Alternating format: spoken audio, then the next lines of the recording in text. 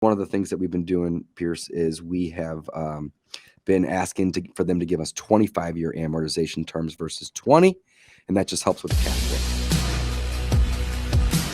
You got 90 rentals, right? And what are you doing is like to prepare for what's coming down the pipe here?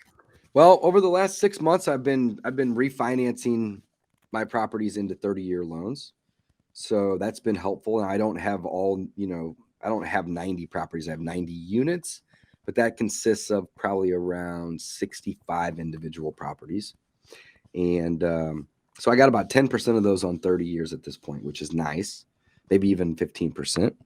But the other ones that I have lately, over the last year and a half, 2 years, instead of opting for a 3-year fixed rate on a 20-year amortization that doesn't balloon, I never do loans that balloon. And the reason that I don't like the loans that balloon is because the amortization schedule is how you get wealthy. So if you don't understand amortization, you definitely need to learn that. And if you have a loan that balloons every 3 years, you're starting over on your amortization every 3 years.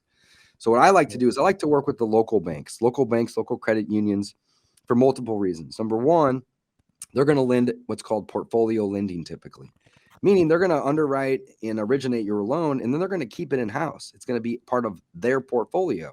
They're not going to take it to Wall Street and sell that loan off. So number one, I like to use the local banks and credit unions because of that. Number two, I like to use the local banks and credit unions because they're just going to be easier to work with. You're not going to have 49 points of contact transferring from call center to call center during the underwriting stage. You're just going to be working with Jim or Tom or Todd. And that's it. It's just going to be easy. And then last but not least, the local banks love to lend to local people. That's their business, right? So if you are a local person dealing with a local bank and you're trying to buy a local property, that's their bread and butter. They want you. They love working with you.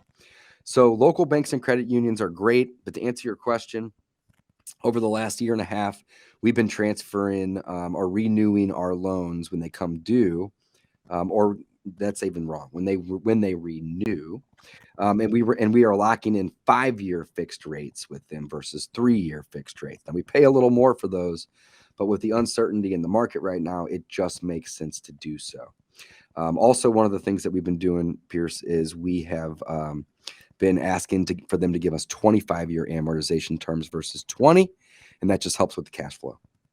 Yeah, absolutely. So increasing your amortization terms, helping with your cash flow, refining if you can with local banks, so you're not having to deal with.